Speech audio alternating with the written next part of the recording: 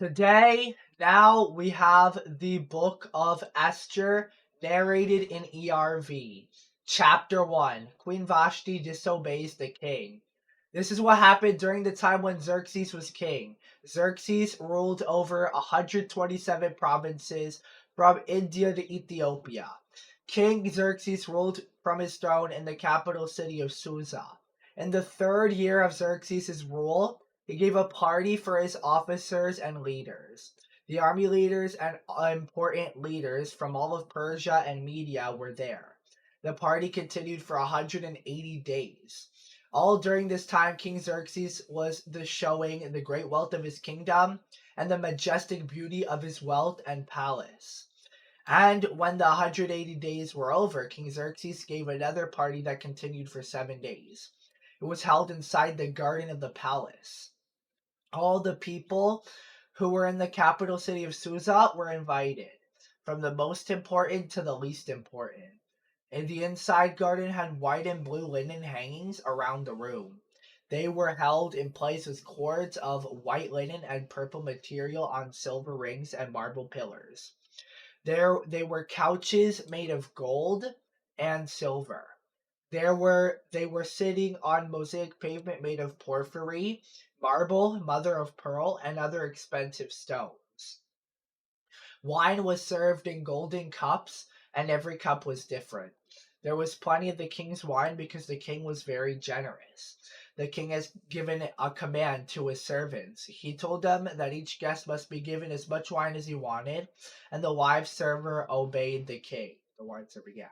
Queen Vashti also gave a party for the women in the king's palace.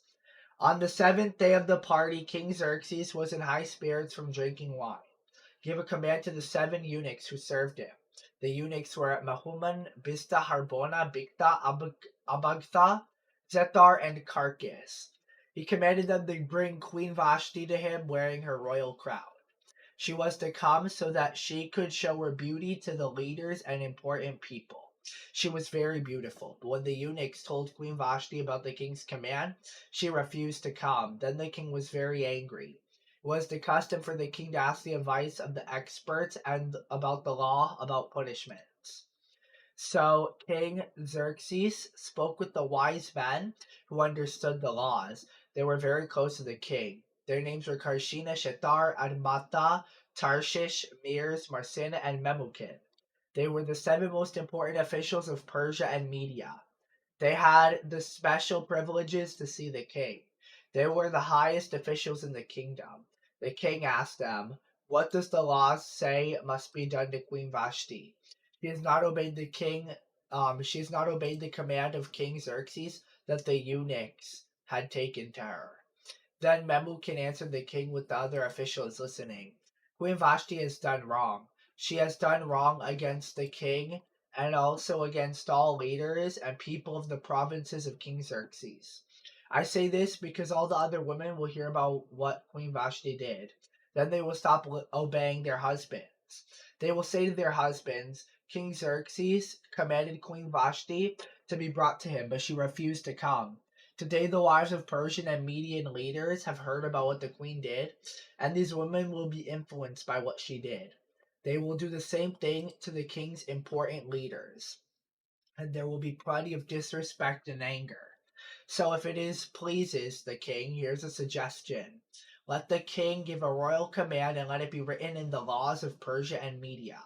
The laws of Persia and Media cannot be changed. The royal command should be that Vashti is never again to enter the presence of King Xerxes. Let the king give her also royal position to someone else who is better than she is. Then, when the king's command is announced in all parts of his large kingdom, all the women will respect their husbands. From the most important to the least important, all the women will respect their husbands." The king and his important officials were happy with this advice, so King Xerxes did as Memucan suggested. King Xerxes sent letters to all parts of his kingdom. He sent them to each province written in its own language. He sent to them to each nation in its own language. These letters announced in each person's language that every man was to be the ruler over his own family. Yeah. Chapter 2. Esther made queen. Later, King Xerxes stopped being angry. Then he remembered Vashti and what she had done. He remembered his commands about her.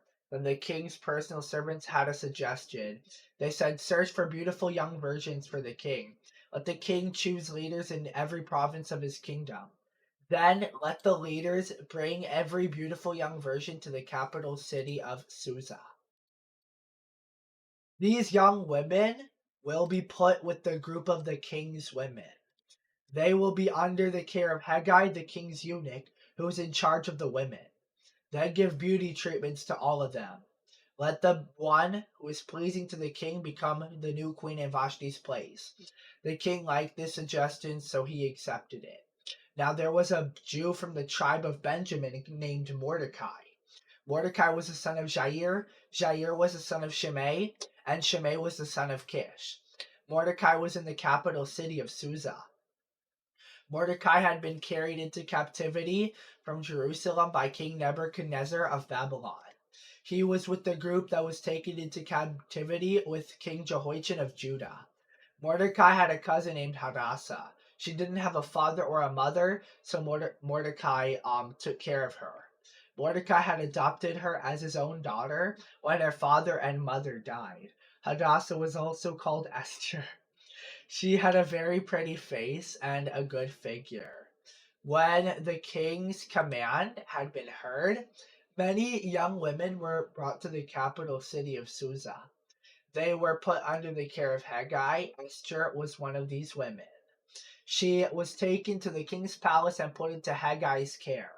Haggai was in charge of the king's women. He liked Esther. She became his favorite, so he quickly gave Esther beauty treatments and special food. He chose 7 slave women from the king's palace and gave them to Esther. Then he moved Esther and her 7 women servants into the best place where the king's women live. Esther did not tell anyone she was a Jew. She didn't tell anyone about her family background because Mordecai had told her not to. Every day Mordecai walked back and forth near the area where the king's women lived. He did this because he wanted to find out how Esther was and what was happening to her. Before a young woman could take her to go in before King Xerxes, she had to complete 12 months of beauty treatments, 6 months of oil of myrrh, and 6 months with perfumes and cosmetics. When her time came to go into the king, she could choose to wear or take whatever she wanted from the women's living area. In the evening, the young woman would go to the king's palace, and in the morning she would return to another area where the king's women lived. She would be placed under the care of a man named Shashgaz. He was the king's eunuch in charge of the slave women. She would not go back to the king again unless he was pleased with her. Then he would call her by name to come back to him. The time came for Esther to go to the king. She was the one Mordecai had adopted, the daughter of his uncle Abihail. All she wanted was to take with her was what Haggai, the king's officer in charge of women, suggested. Everyone who saw Esther liked her, so Esther was taken to King Xerxes in the palace. This happened in the 10th month, the month of Tebeth, in the 7th year of his rule. The king loved Esther more than any other young woman, and she became his favorite. He approved of her more than any of the others. So King Xerxes put a crown on Esther's head and made her the new queen in place of Vashti. And the king gave a big party for Esther. It was for all his important people and leaders. He announced a festival in all the provinces and sent out gifts to people because he was a generous king. Mordecai learns about an evil plan. Mordecai was sitting next to the king's gate at the time the young women were gathered together the second time. Esther had still kept it a secret that she was a Jew. She had not told anyone about her family background. This is what Mordecai told her to do. She still obeyed Mordecai just as she had done when he was taking care of her. During the time Mordecai was sitting next to the king's gate, this happened. Bigdan and Teresh, 2 of the king's officers who guarded the doorway, became angry with the king. They began to make plans to kill King Xerxes, but Mordecai learned about these plans and told Queen Esther. Then she told the king. She also told him that Mordecai was the one who had learned about the evil plan.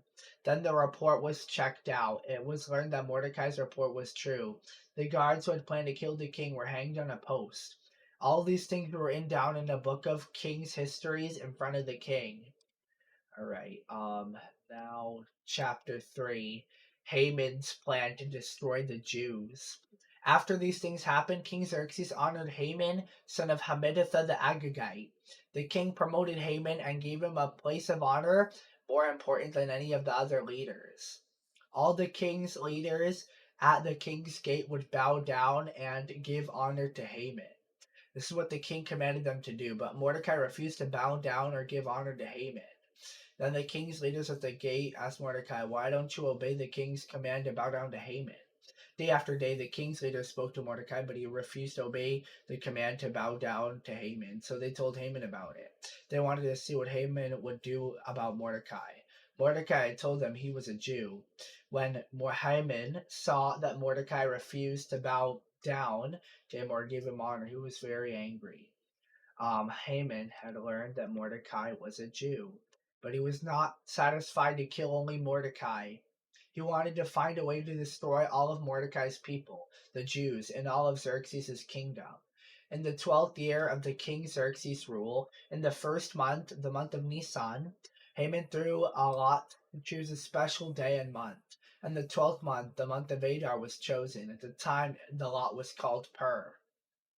Then Haman came to King Xerxes and said, "King Xerxes, there is a certain group of people scattered among the people in all the provinces of your kingdom. They keep themselves separate from other people. Their customs are different from those of all other people, and they don't obey the king's laws. It is not right for the king to allow them to continue to live in your kingdom. If it pleases the king, I have a suggestion. Give a command to destroy these people. And I will put a 750,000 pounds of silver into the king's treasury. This money could be used to pay the men who do these things." So the king took the official ring off his finger and gave it to Haman, son of Hammedatha the Agagite. Haman was the enemy of the Jews. Then the king said to Haman, "Keep the money. Do what you want with them." Then on the 13th day of the first month, the king's secretaries were called. They wrote out all of Haman's commands in the language of each province, and they wrote them in the language of each group of people. They wrote to the king's satraps, the governors of the different provinces, and the leaders of the different groups of people. They wrote with the authority of King Xerxes himself and sealed the commands with the king's own ring. Messengers carried the letters to all the king's provinces. The letters were the king's command to ruin, kill, and completely destroy all the Jews. This meant young people and old people, women, and little children too. The command was to kill all the Jews on a single day. The day was to be 13th of the 12th month, the month of Adar. And the command was to take everything that belonged to the Jews. A copy of the letters with the command was to be given as a law. It was to be a law in every province and announced to the people of every nation living in the kingdom. Then everyone would be ready for that day. At the king's command, the messengers hurried off. The command was given in the capital city of Susa. The king and Haman sat down to drink, but the city of Susa was in confusion. Okay. Chapter 4. Mordecai persuades Esther to help. Then, when Mordecai heard all about all that had been done, he tore his clothes, put on sackcloth, put ashes on his head, and went out into the city crying loudly. But Mordecai went only as far as the king's gate. No one was ever allowed to enter the gate dressed in sackcloth. In every province where the king's command had come, there was much crying and sadness among the Jews. They were fasting and crying loudly. Many Jews were lying on the ground dressed in sackcloth with ashes on their head. Esther's slave women and eunuchs came to her and told her about Mordecai. This made Queen Esther very sad and upset. She sent clothes for Mordecai to put on instead of sackcloth, but he would not accept them. Then Esther called Hathach, one of the king's eunuchs who had been chosen to serve her. She commanded him to find out what was bothering Mordecai and why. So Hathach went out to where Mordecai was in the open place of the city in front of the king's gate. Then Mordecai told Hathach everything that had happened to him. Mordecai told him about the exact amount of money Haman had promised and had put into the king's treasury for killing Jews. Mordecai also gave Hathach a copy of the king's command to kill the Jews. The command had been sent out all over the city of Susa. He wanted Hathach to show it to Esther and tell her everything. And he told him to encourage Esther to go to the king and beg him for mercy for Mordecai and her people. Hathach went back and told Esther everything Mordecai had said. Then Esther told Hathach to say this to Mordecai. Mordecai, all the king's leaders and all the people of the king's provinces know this. The king has one law for any man or woman who goes to the king without being called. That person must be put to death unless the king holds out his gold scepter to them. If the king does this, that person's life will be saved. And I have not been called to go see the king for 30 days. Then Esther's message was given to Mordecai. When he got her message, Mordecai sent his answer back. Esther, don't think that just because you live in the king's palace, you'll be the only Jew to escape. Keep quiet now. Help and freedom for the Jews will come from another place, but you and your father's family will all die. And who knows, maybe you have been chosen to be the queen for such a time as this. Then Esther sent this answer to Mordecai. Mordecai, go and get all the Jews in Susa together and fast for me. Do not eat or drink for 3 days and nights. I and my women servants will fast too. After we fast, I will go to the king. I know it is against the law to go to the king if you didn't call me, but I will do it anyway. If I die, I die. So Mordecai went away and did everything Esther had told him to do. Esther speaks to the king, chapter 5. On the third day, Esther put on her special robes. Then she stood inside the area of the king's palace, in front of the king's hall. The king was sitting on his throne in the hall, facing the place where people enter the throne room. When the king saw Queen Esther standing in the court, he was very pleased. He held out to her the gold scepter that was in his hand. So Esther went into the room and went near the king. Then she touched the end of the king's golden scepter. Then the king asked, "What is bothering you, Queen Esther? What do you want to ask me? I'll give you anything you ask for, even half of my kingdom." Esther said, "I have prepared a party for you and Haman. Will you and Haman please come to the party today?" Then the king said, "Bring Haman quickly so that we may do what Esther asks." So the king and Haman went to the party Esther had prepared for them. While they were drinking wine, the king asked for her again, "Now, Esther, what do you want to ask for?" "Ask for anything, I will give it to you." "So what is it that you want?" "I'll give you anything you want, even up to half of my kingdom." Esther answered, "This is what I want to ask for. The king is pleased with me and thinks it's good to give me what I asked for. Let the king and Haman come tomorrow. I'll prepare another party for them. Then I will tell them what I really want." Haman's anger at Mordecai. Haman left the king's palace that day very happy and in a good mood. But when he saw Mordecai at the king's gate, he became very angry. Haman was very mad at him because Mordecai did not show any respect when Haman walked by. Mordecai was not afraid of Haman, and this made Haman mad. But Haman controlled his anger and went home.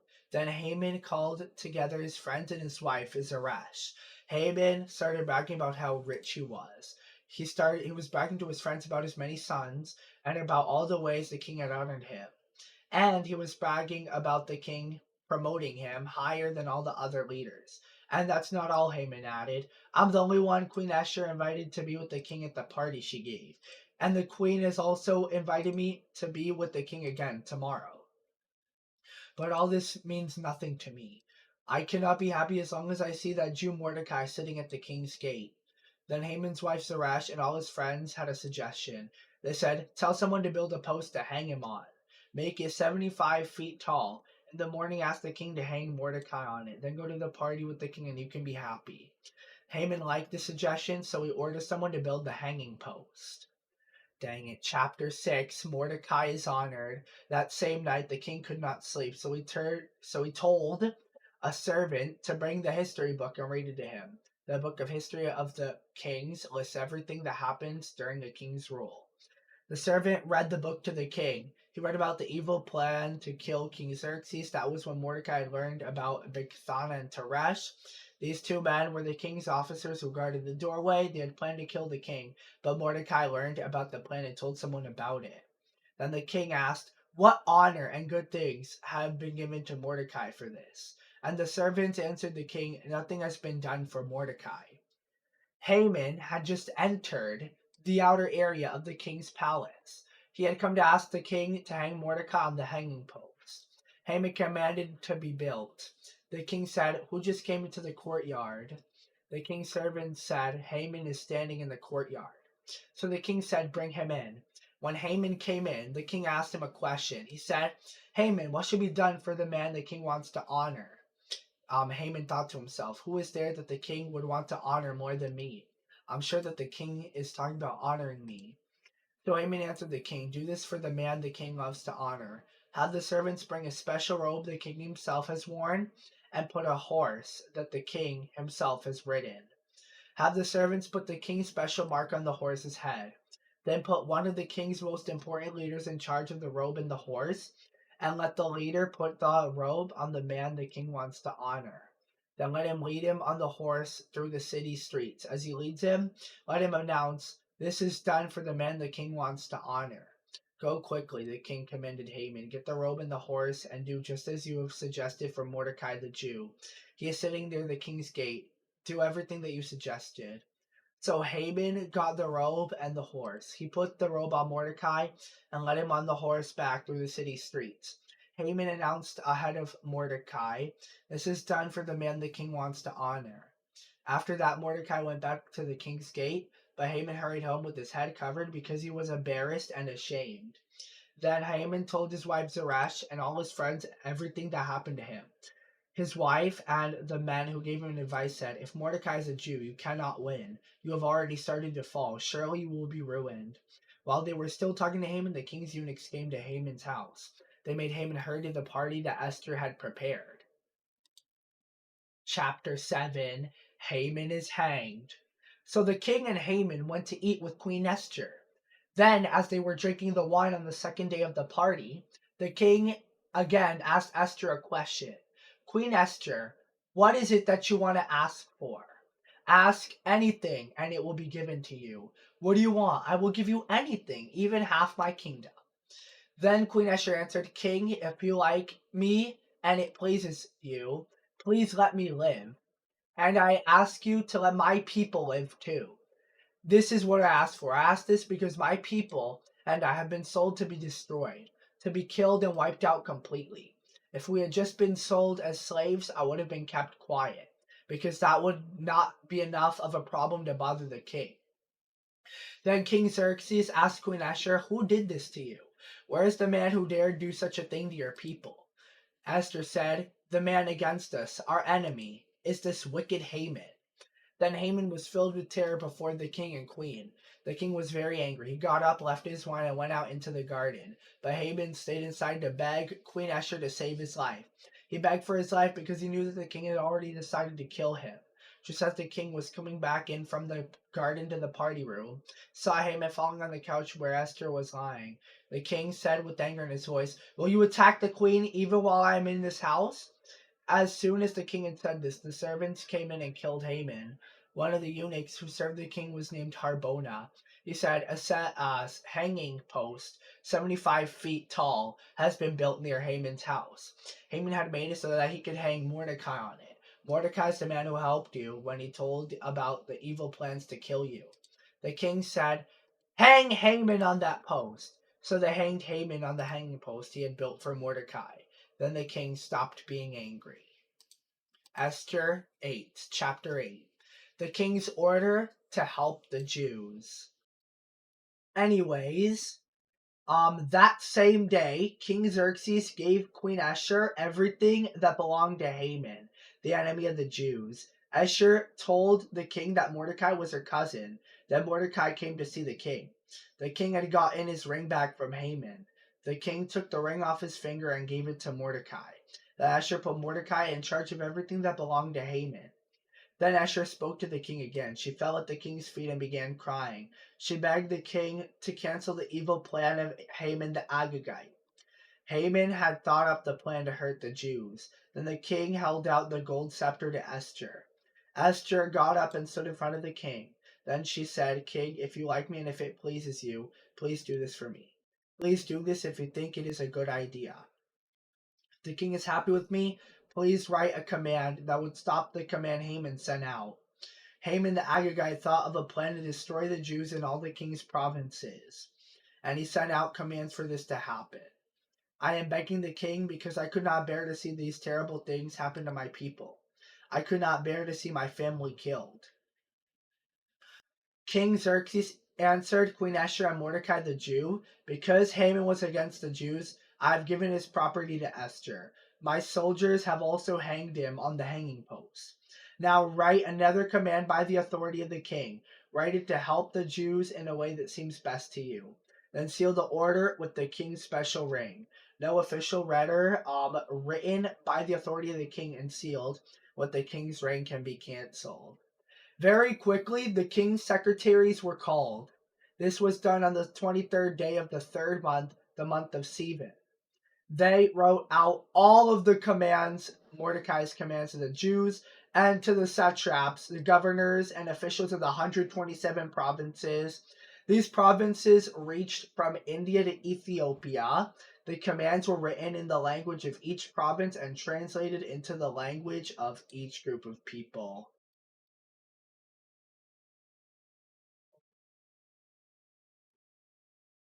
Oh yeah, the commands were written to the Jews in their own language and alphabet. Mordecai wrote commands by the authority of King Xerxes. Then he sealed the letters with the king's ring and sent him by messengers on horses. The messengers rode fast horses, which were raised especially for the king. The king's command in the letter said this: the Jews in every city have the right to gather together to protect themselves. They have the right to ruin, kill, and completely destroy any army from any group who might attack them and their women and children. And the Jews have the right to take and destroy the property of their enemies. The day set for the Jews to do this was the 13th day of the 12th month, the month of Adar. They were permitted to do this in all King Xerxes' provinces. Copy of the letter with the king's command was to be sent out. It became a law in every province. They announced it to all the kingdom and all the people of every nation living in the kingdom. They did this so that the Jews would be ready for that special day. They would be allowed to pay their enemies back. The messengers hurried out riding on the king's horses. The king also commanded them to hurry. And the command was also put in the capital city of Susa. Mordecai left the king. He was wearing special clothes from the king. His clothes were blue and white, and he had a large gold crown. He also had a purple robe made of the best linen. There was a special celebration in Susa. The people were very happy. It was an especially happy day for the Jews, a day of great joy and happiness. Wherever the king's command went in every province and every city, there was joy and gladness among the Jews. They were having parties and celebrating. Many of the common people from other groups became Jews. They did this because they were afraid of the Jews. Wow. Victory for the Jews. Chapter 9. On the 13th day of the 12th month, Adar, the people were supposed to obey the king's command. This was the day the enemies of the Jews hoped to defeat them, but now things had changed. The Jews were stronger than their enemies who hated them. The Jews met together in their cities and all the provinces of King Xerxes so that they would be strong enough to attack the people who wanted to destroy them. No one was strong enough to stand against them. They were afraid of the Jews. And all the officials of the provinces, the satraps, the governors, and the king's administrators helped the Jews. All the leaders helped them because they were afraid of Mordecai. Mordecai had become a very important man in the king's palace. Everyone in the provinces knew his name and knew how important he was, and Mordecai became more and more powerful. The Jews defeated all their enemies. They used swords to kill and destroy them. They did what they wanted to the people who hated them. They killed and destroyed 500 men in the capital of Susa. They also killed these men: Parshandatha, Dalphon, Asaphtha, Porata, Adalia, Aridatha, Armashta, Arisai, Aridai, and Vaizatha. Not gonna lie, some of these names sound very female or feminine. But anyways, these men were the 10 sons of Haman. Haman, the son of Hammedatha, was the enemy of the Jews. The Jews killed all the men, but they didn't take anything that belonged to them. That day, the king heard about how many men had been killed in the capital city of Susa. So the king said to Queen Esther, the Jews have killed 500 men in Susa, including Haman's 10 sons. Now, what do you want done in the other provinces of the king? Tell me, and I will have it done. Ask, and I will do it. If Esther said, if it please the king, please let the Jews in Susa do the same thing again tomorrow. Also, hang the bodies of Haman's 10 sons on posts. So the king gave the command that it should be done. So the law was given in Susa, and they hanged Haman's 10 sons. The Jews in Susa met together on the 14th day of the month of Adar. They killed 300 men in Susa, but they didn't take the things that belonged to them. At the same time, the Jews living in the other provinces also met together. They met together so that they would be strong enough to protect themselves. And so they got rid of their enemies, but they killed 75,000 of their enemies. But the Jews did not take anything that belonged to them. This happened in the 13th day of the month Adar. On the 14th day, the Jews rested and made that day a happy day of feasting, the festival of Purim. The Jews in Susa had met together on the 13th and 14th days of the month of Adar, and then on the 15th day they rested. So they made the 15th day a happy day of feasting. So those who live in the country and small villages celebrate Purim on the 14th day of Adar. Okay, they keep the 14th day as a happy day of feasting. On this day, they have parties and give presents to each other. Mordecai wrote everything down that had happened, and then he sent the letters to all the Jews in the king's provinces. He sent letters far and near. He did this to tell the Jews to celebrate Purim every year on the 14th and 15th days of the month of Adar. They were to celebrate those days because on those days the Jews got rid of their enemies. And they were also to celebrate that month as the month when their sadness was turned into joy. It was a month when their crying was changed into a day of celebration. Mordecai wrote letters to all the Jews and told them to celebrate those days as a happy day of feasting. They should have parties, give gifts to each other, and give presents to the poor. The Jews agreed to do what Mordecai had written to them, and they agreed to continue the celebration they had begun. Haman, son of Hammedatha the Agagite, was the enemy of all the Jews. He had made an evil plan to destroy the Jews, and Haman had thrown the lot to choose the day to ruin and to destroy the Jews. At that time, the lot was called a pur. Haman did this, but Esther went to talk to the king.